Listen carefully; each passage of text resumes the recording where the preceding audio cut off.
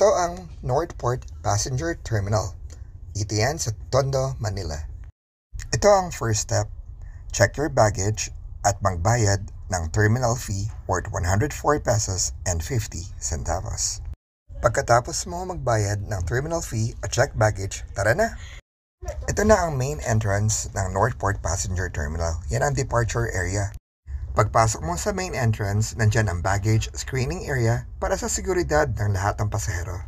Dito naman ang counter ng to-go sa Northport Passenger Terminal upang i-check na nasa tamang destination ka at kung saan ang boarding gate mo.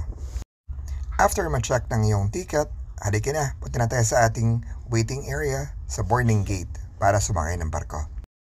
Ito na ang main waiting area, waiting for boarding sa inyong mga barko ng inyong to-go. At iyan ang sasakyan natin